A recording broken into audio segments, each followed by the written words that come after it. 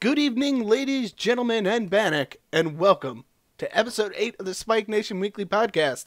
I'm your host, Jordan Campos, aka 40 Licks, and in today's episode we sit down with Bannock and Purgatory Ironworks in an experimental three-way edition of the Spike Nation Weekly Podcast.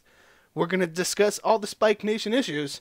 Remember, you can find all this and more on the Spike Nation Weekly Podcast.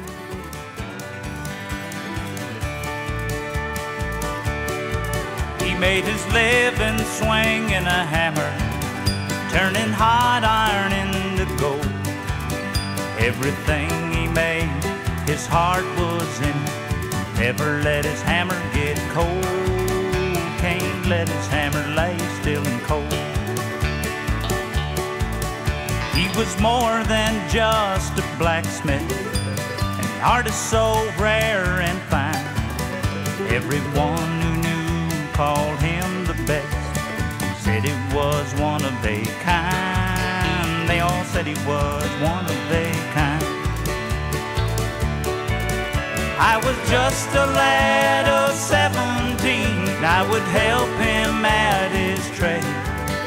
I would hand him tools while he shaped and bent. Hey Spike Nation, welcome to the Spike Nation Weekly Podcast. I'm your host, 40 Licks. Join with me today in the Spike Nation Weekly Podcast studio, none other than the 2012 Douchebag of the Year winner, Mr. Bannock. Yay! Yay, Bannock. Also joining with me in the studio, we're doing a special three-way Spike Nation podcast today. Welcome back to his lovely return to the Spike Nation Weekly Podcast, all the way from Purgatory Ironworks himself, Mr. Trenton Ty. What's up, guys? We're not worthy. We're not worthy. Well, guys, welcome. I know this is going to be a lovely experiment. This is the first time we're recording a three-way podcast in the Spike Nation Weekly Podcast. So, Bannock. Yes, my friend.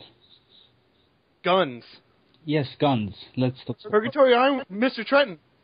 Guns. You know what? Guns. And let me say, and the entire reason that this topic has come up is for me. All right. So here's the odd thing. You know, there is so much idiocy on the edges of this debate.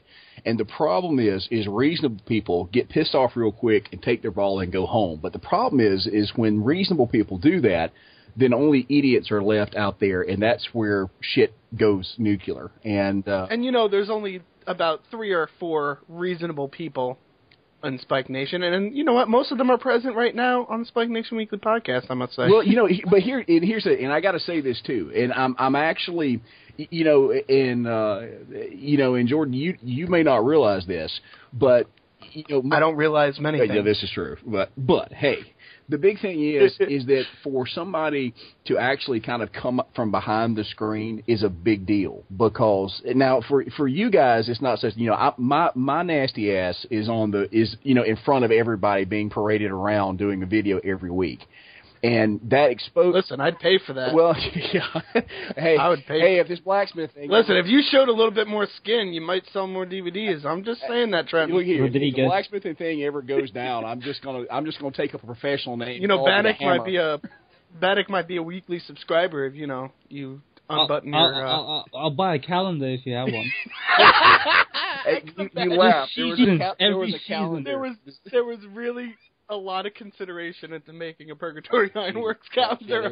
No, Abby, you laugh, but no, you know, but the biggest thing is by coming out, even putting your voice on there, you really kind of open yourself up to a lot of criticism, and you don't get to be the internet tough guy. And so again, I'm really tickled that you're here, Bannock. I mean, being one of the more outspoken folks on Spike, it's one thing to do it in text. You know, it's another thing to actually put voice to it, because you don't have time to think. You're a lot more vulnerable, and I mean, so I mean, I'm really tickled. Bannock got this. some balls. That's what he's trying to say. Yeah. Bannock got some big old balls. I'm actually just happy just hearing your voice. That's all it is. I'm trying. If you weren't here, Bannock would not be outspoken. He's like the nerd at the Star Trek convention. He made his own Purgatory Ironworks calendar. He just wants your autograph. Every year in London we have a PlayStation convention or something like that. You know, games convention. I'm gonna go this year dressed up as Purgatory Ironworks. I'm gonna get a blacksmith apron, get like a few hammers. You're gonna have to start growing that beard right now. Oh Homie. yeah, I'm gonna have. Or just get a marker and draw it. Oh my God! You know, I've been banned from like shaving. Like everybody hates it when I shave. But you know, the world like shakes a little bit when you drop a pube on the floor. Every time you shave your chest hair, I shudder. There's or an a kitten old dies. saying from my family, and that's a woman with a beard looks like a man without a beard looks like a woman. So that's what it is. You And you have to have a beard. You just have to have it. Mine looks retarded, but I cannot grow a beard. I just can't. It grows on like 3 patches of skin on my face. I'll take a picture one day. You know, this is a really the beard thing's actually kind of a recent thing because I used to never wear one because I don't have chest hair. My family is relatively hairless, right? But I'll tell you what was the tipping point. And please tell more. Wait, you'll love this. So I got started in blacksmithing when I was 15. I mean, by 25, I mean I was a fully capable smith. I had a hell of a teacher. And I was doing a show, and my apprentice was 45 years old. I mean, I was teaching him. So there I am, this clean-shaven kid. We do this big show, and after the show, everybody wants to come up and ask questions. And but the guy that's 45 has got a full beard. It's grayed out. I mean, he's burly. This guy goes up and says, look, I wanted to ask you about this particular technique that was happening in the show. And the guy says, well, sir, you're going to, that's a little beyond my pay grade. You're going to need to ask the blacksmith how that's done. And the guy said, well, you're not the blacksmith? He said, no. He says, that guy right there is. And the guy looks over at me. He says, and points and says, the kid? He doesn't even have his beard yet. He didn't even get his beginner beard in yet. He didn't even grow. Stabbed in the gut, right? I was like, for fuck's sake, I got to grow a fucking beard now, so I don't, like the damn Doogie Howser of blacksmiths. But seriously, grow it You're out. the Spike Nation Chuck Norris. How dare he talk to you like that? Chuck Norris, please. You know what? Whoever's listening to the Spike Nation Weekly podcast, I want at least 10 Trenton Tie facts, all right, that challenge Chuck Norris facts, all right, and you better post them. I don't want to see any downvotes this week. I only want to see Purgatory Ironworks facts and gifts of him holding up the world like Atlas. Do you know the only reason Chuck Norris can kick has a powerful kick? It's because Purgatory made him his shoes. That's the only reason. Those shoes are forged by Purgatory. That's Holy shit. You know that before we even taped this podcast, before I even got in touch with you today, Trenton Bannock was just talking about what kind of boots you were going to make. I believe it was from the Tears of 1,000 Virgins. Oh you were going to make the one boot that's going to save us from the rapture. Basically, when the rapture happens, Purgatory is going to be designing shoes for us. They're going to be so powerful they'll stop it. It'll take like 100 virgin Canadians, just tears of them. Oh yeah, sorry, I got it wrong. It was always 1,000 Canadian virgins. What are the purest people on the planet? Canadians. They do nothing. They're just there. They just produce virgin tears in a slave labor factory.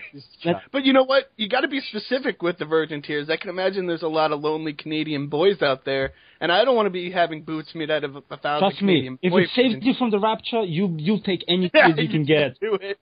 I'm pretty sure Canadian little boys is the reason I got put into the rapture anyway. Now, gone. Hey, I have to say something in defense of Canadians, and I know that sounds horrible, but I'm a member of a gaming clan that plays Battlefield 4, and we've got a Canadian that's apparently there's an enclave of Croatian Canadians.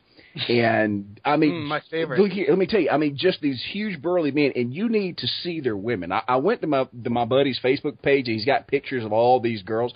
These are like plowshare women. These are like women I want to hook up to a fucking plow and plow a field with. And I have begged him to ship some down to South Georgia. They're the kind of women that if you brought them to a blacksmithing convention, they would think they're the blacksmith and not you. I don't want to be ugly because, like I said, I'm not particularly sexist on that end. But that is just straight out fucking breeding stock right there. I mean, I don't care about love and romance. Them women need to be bred, but that needs to be in the gene pool. From her blacksmith. That's how you bring back Spartans. So exactly no. So I mean, if you're a Croatian Canadian woman, I love you. Seriously, there probably is He'd somebody be a fireman. Oh my God. So anyway, back to serious fucking topics. Back to fireman. Yeah. So we're going to talk specifically about one video, because if we get into the many gun topics related to on Spike, I don't think we would ever leave here today. No, we wouldn't. So let's specifically talk about a video that's caused a lot of controversy on the Spike Nation websites. It's the one which seems to happen every other month of a cop shooting somebody, and this one happens to be an off-duty cop working for a nightclub, I believe. I'm not too sure. Shooting a off-duty fireman who happens to be drunk. And did you guys watch the video? Oh, yeah. And I'm pretty sure, Bannock, yes, you were involved in the comics. Mr. Trenton, did you watch this specific video? Oh, absolutely no. We fired up in the comments because is it Full Auto 223? I can't remember his full. Oh wait, Full Auto is talking about guns. What? Yeah, he's in there. We should do a news story on this. I've never heard of this man talking. Well, I mean, if it is a he, I'm not sure if it's a man or woman. I'm going to assume that it's a dude. He's a he, and he's a Trenton, police officer. Going through the comments, I believe that you might share similar views as Full Auto, but you specifically have a different approach about how you present yourself. Yeah, and that's really the crux on this. I mean, the video in itself, like I said, I mean, there's so many. It's kind of video that it's like almost hard to talk about because you feel like there's going to be 1,000 different opinions, and maybe there's not one that's going to be the accurate answer. But Trenton, go ahead.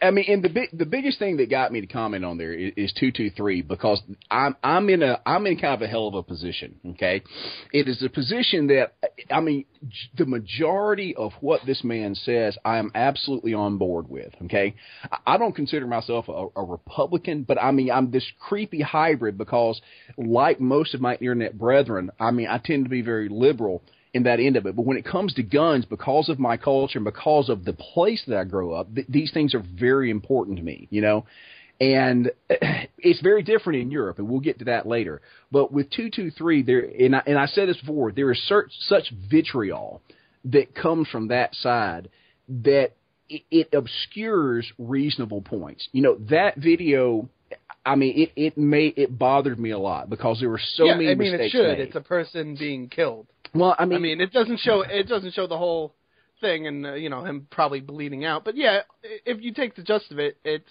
a human being getting shot and killed, and yeah, you should have some sort of emotions towards it. Yeah, I mean that's is horrible, and it's one of those situations that you should say should have never have happened. But I mean, the randomness of the universe. I mean, shit happens. But the problem is with the gun specifically, is that I mean, 223 is so aggressive with that end of it that anybody that was even reasonably opposed immediately says, "Screw you for being such a crazy fucking gun nut." And let me tell you something. I've gone to gun shows. Again, this is part of my culture. I mean, this is something that I'm up to my neck in. But when you go to a gun show, it's always whenever I've been down south, it's always gun shows and reptile conventions, and they're usually in the same building. Hey, we have our flavor. We do have a culture. We have a very distinct culture. But the problem is that at the gun show, there's always somebody there that's a gun nut that everybody else looks at and says, we need to take this guy out back and shoot his ass because this is one that's going to go nuts. I mean, you always see one or two of those people that you say, we need to get rid of this one. He's got a little sparkle in his eye. Yeah, I mean, exactly. And the problem is... He has a Purgatory Ironworks calendar. Oh, my God. He looks up to no. Well, I mean, Bannock, like I said, from your accent, I'm assuming that you're not Caucasian, right? I am.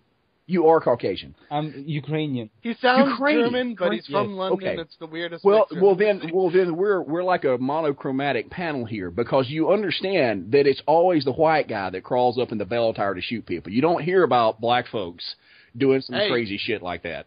That DC sniper was black. He was. One in five. Yeah. 1 in 5 crazy snipers. Can be 1 in 30. 1 in 30 goes crazy. Can be Islamic. Oh God. Domestic terrorism. I mean, but you know, again, the problem is that there has to be some reason in there. I mean, I want to have my guns for my particular defense. I mean, of course, there's a whole argument there. But what has to happen is we have to engage the other side. We have to stay on the field.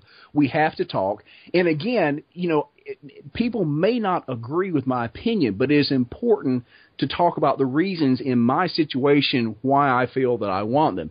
If you are so vitriolic that you shut the other side down and don't allow for that, you are really setting the stage for bad things, because when people start talking, that's when they start killing.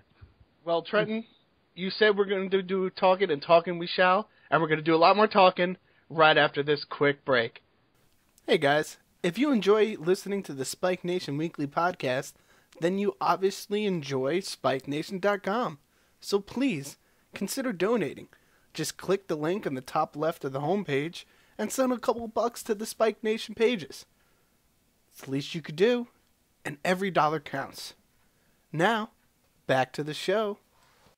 Alright guys, we're back with part 2. So Trenton, we were talking about guns, and we were talking about specifically the video of the cop shooting the fireman.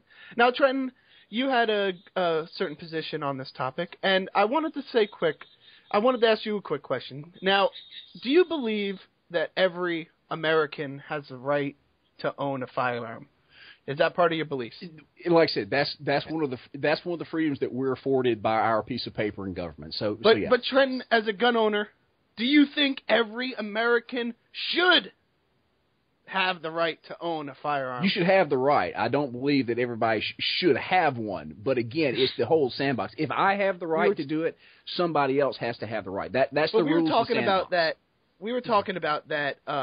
That man in the convention with the squirrely eyes. That you were like, this guy is up to no good. This guy could be the next decent sniper.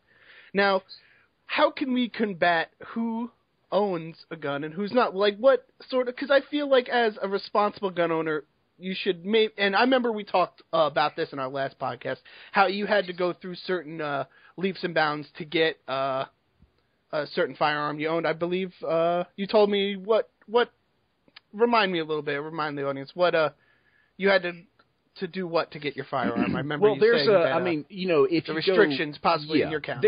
There's a couple of different restrictions that you have to go through, but and I know this may blow some people's mind, but let me actually go over to the other side. The problem is there are so many guns here. I mean, let me tell you, even as a gun owner, if I could say that I could wave a magic wand and eliminate every gun from the U.S., I would no longer have need for a gun unless I'm hunting or something like that. I mean, I will honestly say that, and I can honestly say that, yes, everything would be much safer if they were all gone. I have no problem saying that. The issue is that there's so damn many. I mean, the fact is they're like... If people don't know, America's not paved with gold on the floor. It's actually paved with ammunition and guns. But here's the problem. That's a perception. Look here. If you go to the Middle East, everybody there owns a fully automatic AK. I mean, it's Sons and guns. Yeah, I mean that's the problem, though. I mean, the idea is that the Americans are gun nuts. No, these damn things are everywhere. They're like silverware now. They're like utensils in the damn utility drawer. So whose fault is that? It's nobody's. It's everyone's fault. No, there is a fault. The gun manufacturers. They're forcing that. They're making so many different types of guns, so many different designs of them for no apparent reason other than, here, I'm selling this gun, buy it. You got to get the new thing. I mean, and I'm not saying it's wrong. It's capitalism. No, I get that. I mean, that's but what I'm just saying, when you're making, like when you have making a weapon or something, why can't you have a single design, a single gun that's perfect for home defense, and just let that out? Why do you have to have 50 different types? One that can be hidden under your sleeve, one that can be cut off, one this different. You know, if you could design a shotgun that if you cut it in like just in half, you know, when you make sawn-off shotguns, it won't work and stuff like that. You can have mechanisms that will stop modifications. Like, you know, I know that it's possible to take a normal pistol, handgun, just do some simple modification, and it'll work like a automatic pistol. Well, Trenton, what gun do you own? Do you have many guns, or do you have like one or two? Because you seem like the kind of guy that would probably benefit from the maybe one gun for every use. He has a sword. That, like, I can imagine Trenton owning like an 1866 Winchester rifle or something, and like that being the only gun he uses for the rest of his life. Like, here's I don't the crazy see thing. Trenton keeping up with these fashions. Like, that's gun fashions. These, you know, I used to work at a sporting goods store, and you get a new magazine every day of a new gun that's coming out or something like that. But I don't think Trenton's that guy. But maybe I'd be wrong. Trenton, you tell us. Well, here's the. I mean, I have a sword from 1850. I mean, I have a pretty impressive collection. But the real trick is, it's not a question of why there's so many different types. It's their use. I'm a very practical guy. Okay, I mean, I have 3 primary guns that I consider if something goes down that I have on me. I have a bolt action rifle. That's a 308. That gun feeds me. Okay, I live in the South Georgia. You know, we're talking about the boar hunt and all that kind of stuff. When I don't go to the store for meat. Literally every week I go. By the way, you're gonna send me some jerky.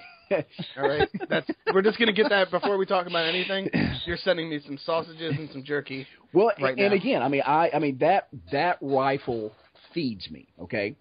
When I'm in my home, I have a Glock 21, which is a .45 caliber automatic pistol. And are these pistols are these guns that you've had for a long time, or do you replace them? And so, because I know people that they'll have 1 or 2 guns, but they'll replace them every 3 or 4 years. They'll trade them. Do you go to these gun shows to trade these weapons? Or? No. I actually do gun work, but like again, my purpose is almost completely practical. I have a gun that feeds me. I have a gun that stays in my house for my particular defense, and then I have a plinker gun, which is a .22, which is basically for yard issues. We have a lot of copperhead snakes down here. I keep that pistol on me for blasting a snake. Wait. You shoot snakes with a pistol. Oh, yeah. Oh, Come on, wow. You're supposed to chop their heads off in Santeria, I just you know. this image, right, of this rocking chair, a little moonshine on the side. Copperheads just coming up blowing in the wind. Just these copperheads, like... And he's just sitting there blind going, bang. Are you basically John Marston from Red Dead Redemption? Oh, no, wait, let me tell you something. No, let me tell you what's creepy down here. We have if you've ever heard of the Okefenokee Swamp, that's in my area. Is that their Bigfoot? Oh, fuck Bigfoot. Oh, God. God, a fucking southern unicorn. Do you have people walking around in your woods with, like, night vision cameras, like, saying the okie dokies out the gate? Look, you don't understand. Since Duck Dynasty came out, and I've been approached by film crews. These people are desperate to find the next Duck Dynasty, so they look for any redneck that's got something interesting to go on. Trent, are you downplaying yourself? Duck Dynasty makes like $1 billion. Well, no, hey, that fact if I was is you, not I'd be lost like on me. putting on the accent so heavily. I don't know nothing. That's the other crazy thing, because you know, when I get to do my videos, I get to kind of relax my accent a little bit, but I do clean it up. You gotta understand that. I mean, I've been all the way to L.A. doing my blacksmith show, and you have to, you know, and that's kind of a tool to work with. But I'm gonna tell you about these. Say something negative about gay marriage and get 1,000 hits. Come on, that's all right. Do it right now. We're good. Do it right here on the podcast. We're good. We are so good. But no, you two have radio voices. It's disgusting. Oh God.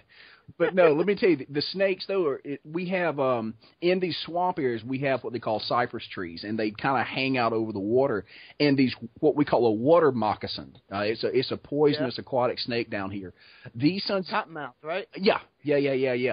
They actually hang out on these branches, and you can't see them. Well, the problem is if you're out in a boat fishing and you bump the tree, these fuckers fall out of the limb just like straight down. It's like a tree that's bombing you with poisonous snakes. And let me tell you, it sounds like the rapture is coming early. Hey, well, here's the problem. If the snake falls in the boat, then you shit yourself and you jump out of the boat. But then the problem is you're in the water with his buddies.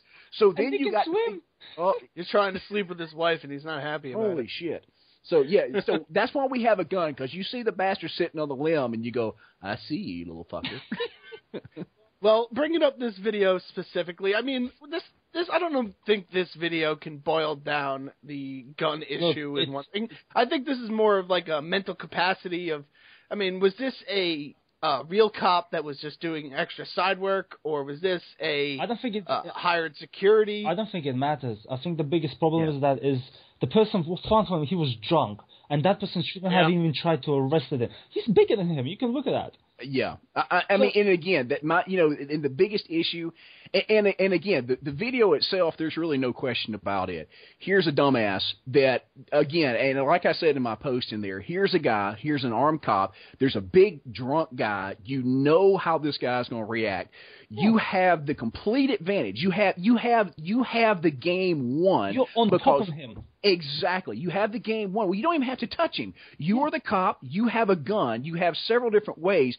You don't grab this son of a bitch because, I guarantee you that when that guy got on top of him and started smacking him in the face, the guy went into reflex and was terrified that he was going to get his gun and shoot him, so he grabbed his gun and fired first. It should have never happened. I don't even think it was that. I think it was more like he knew he had the right to shoot him at this point, and it's actually weird. We're so self-conscious about the way we are perceived and looked, and I just felt like he got mad that he was losing this fight. I think Bannock put it good in one of his fights. He felt like he was losing this wrestling match, and he's so insecure with himself that he thought it would be fine to shoot this guy. The thing is, it's even... I think it was a dumb, impulsive action. I don't actually just watch the scripts and make an opinion. I actually look behind them. I go Google the stories. I actually like to read up on it. And from what I heard, he actually got medical treatment for a broken eye socket, dislocated jaw.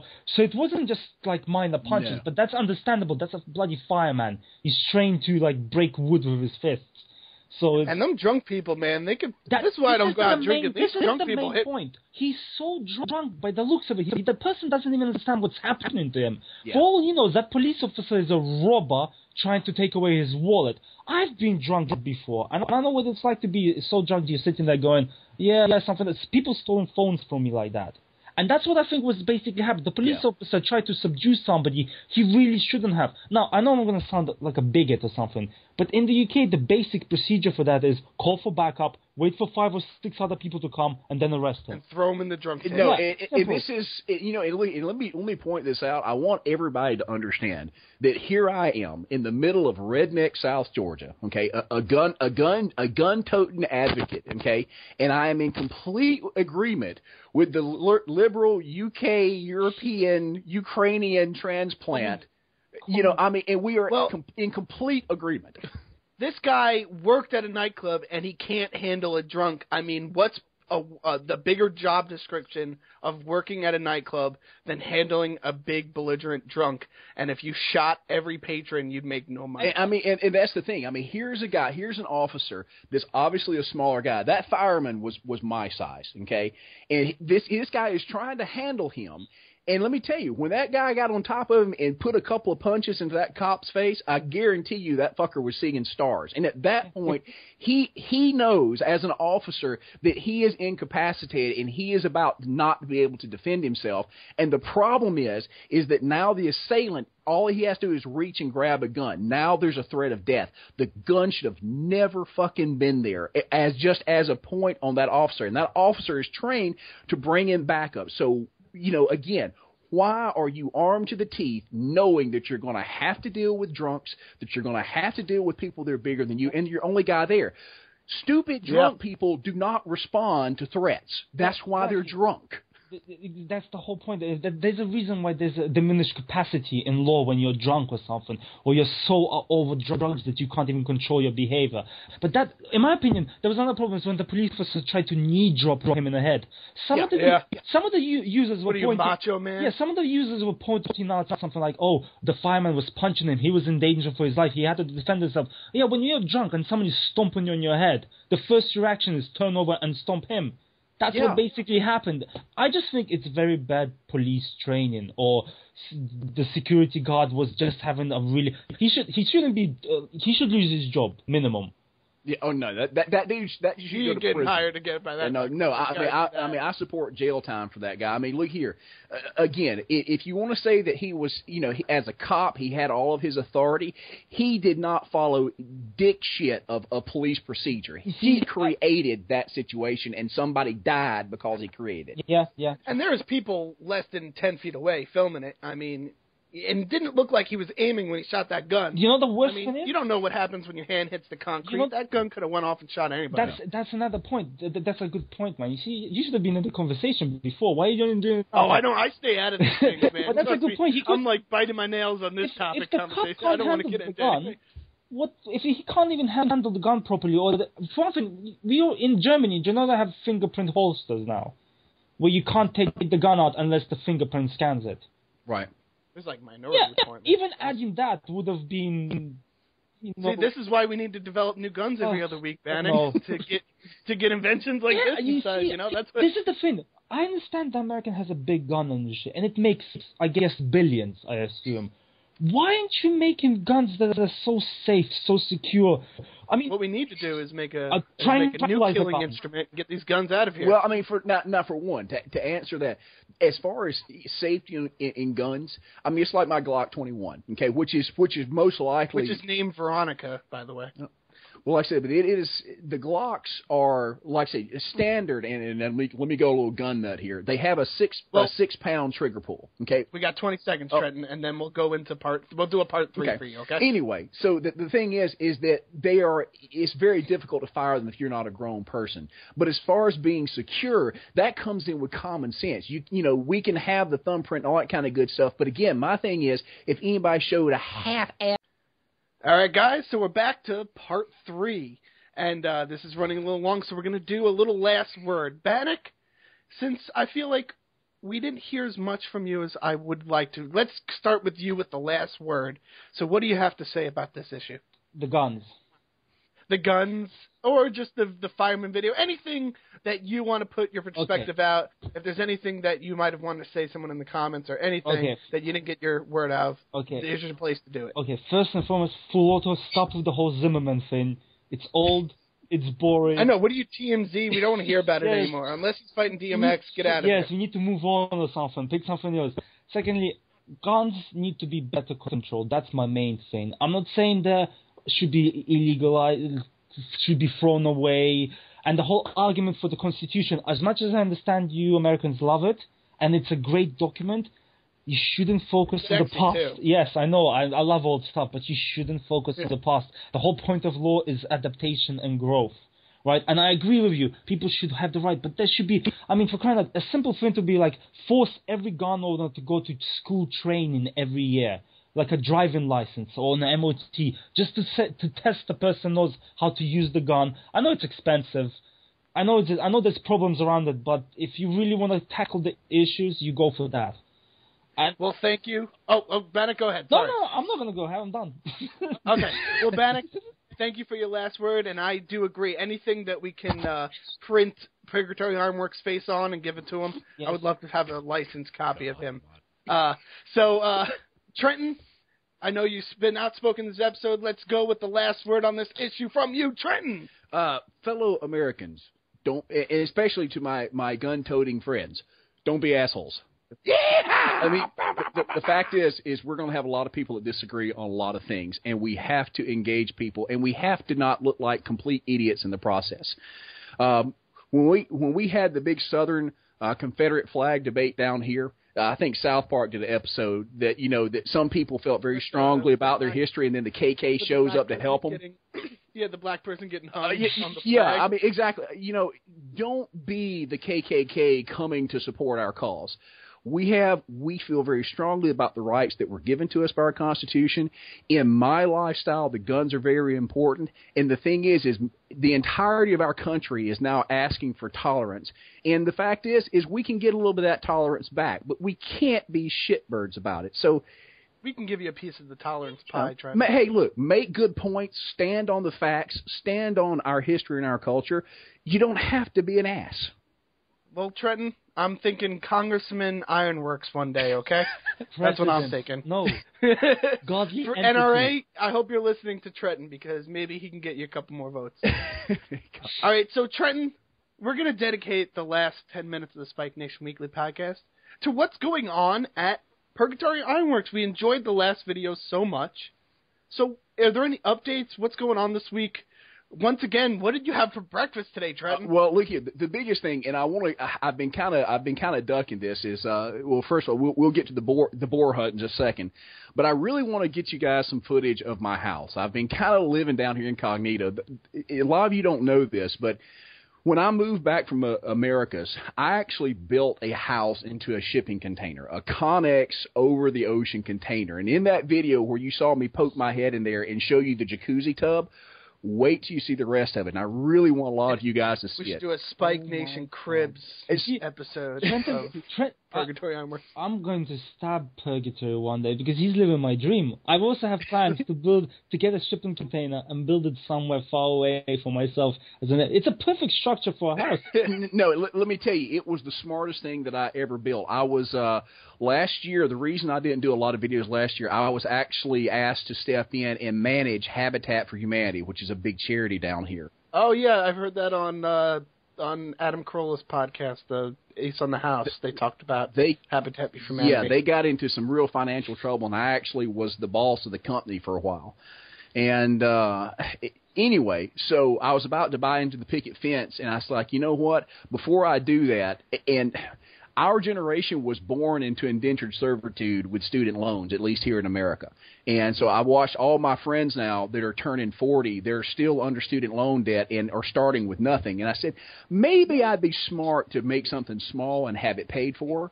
Anyway, I did this Connex trailer, and it's all heart pine. It's all old wood. My countertops are 2.5-inch thick cypress slabs, single boards. It's awesome shit. I'm going to get some footage up for you guys and let you guys see that. That's going to be super cool. I'm going to save that video, and I'm going to give it to my grandchildren. This is how you live your life. This is a real man, kid. But the coolest thing, as far as is the boar spear, what happens down in the South, there's a huge industry of people from up north and what we call city people that want to come down and have the... Are they like oil tycoons? Do they have like wispy beards? No, I'm serious. That's the type of people that come down here, and they want to do the Southern thing. They want to hunt quail. They want to hunt deer with rifles that they've never shot, and they want to own slaves. Look, let me tell you something. We're a little fucking outnumbered these days, so you might not even want to breathe that. That's the other thing. Everybody has this view of the South from the 1860s. The South is 80% black right now, okay? If there's anybody that's about to go into some fucking change, it's us white folks. I must drive you out. Bannock, I think you're breaking up a little bit. What's that better? I don't think I heard you on that, Bannock. Trenton, can you hear Bannock, or is it just my connection? And I think the Ukrainian riots are breaking out in his internet. No, Bannock's from London. Bannock's from London. Somebody just Molotov'd his internet connection. You know what?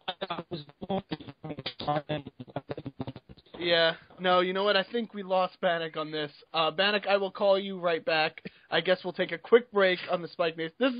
This is how good the Spike Nation podcast is when you rely all on Microsoft and Skype. The internet just could not handle this awesomeness. We're talking about great concepts on the Spike Nation Weekly podcast, and it just couldn't... Bannock sounds like he's from Tron. All right, so we're gonna take a quick break, and we'll come back. We'll wrap things up. Where's my light, Michael? We'll talk about what's coming up in Purgatory Ironworks and Trenton, and we'll be right back. We'll get Bannock back on. So be right back. All right, we're back. Bannock, can we hear you? Yes, you can hear me. Okay, perfect. Trenton. So anyway, Go back. about we were sitting there talking about me filming me making coffee in the morning like it was a civil war. I know we should have had that on record. Jesus. I was talking about how Trenton makes coffee in the morning, and I could imagine it's like in the Civil War. See, here's the bad thing. When I do my shows, I literally camp out in that particular fashion. So it is literally easier for me to make it the old way. Beside the forge, I have a couple of holes dug around the fire, and this is for my cast iron cookware. So if I'm out there working, I don't worry about coming into the house to cook. I literally just put some coals. Do you do like a gumbo and like you just let it sit you cook it for like 4.5 hours so you can do your work while it cooks? Pretty much. Now it depends on what I'm doing, but biscuits are the big thing, and sometimes a stew or whatnot. I'm not a big fan, but no, biscuits, cornbread. That's what your cast No iron joke. for. My stomach is growling. I am getting really hungry just thinking about. I can imagine him smoking some fish as well. You know, well, we don't have. That's not a big thing in the South. Of course, we fry fish. That is there's but one way to prepare fish in the South, and that is to fry them bitches.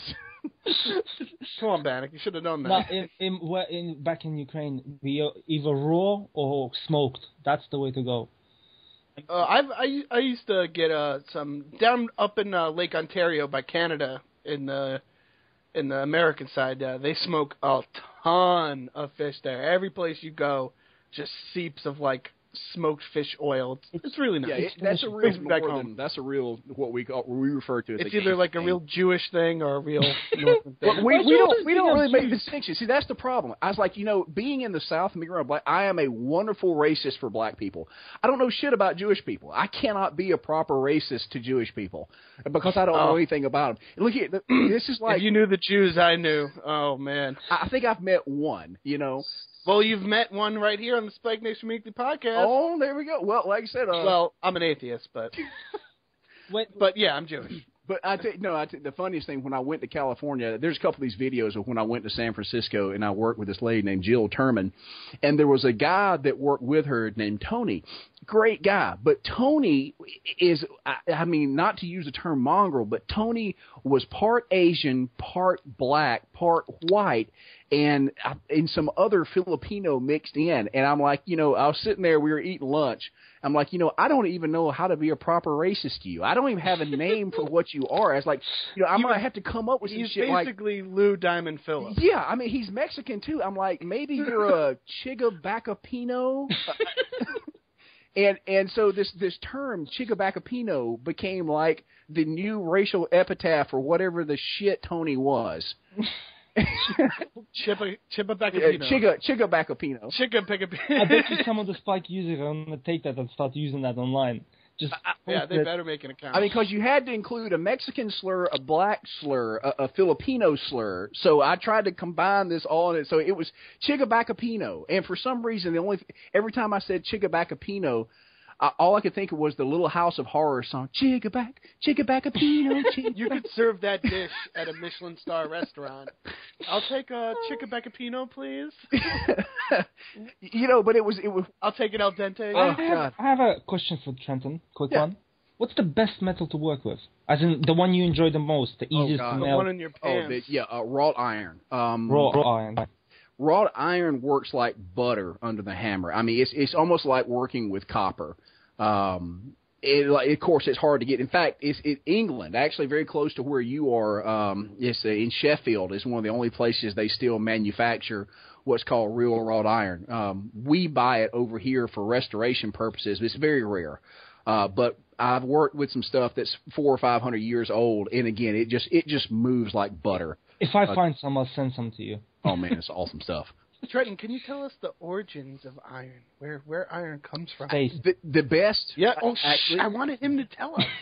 Bannock, I know where it comes from, but I want to hear it from his voice. Stop testing the God. You're testing. He's our Neil deGrasse Tyson, all right? It came from my house. I was sitting there fucking around on Jupiter. I was over visiting the man. Have any of you seen Supernatural? The show? Yeah. No, I have not. I haven't.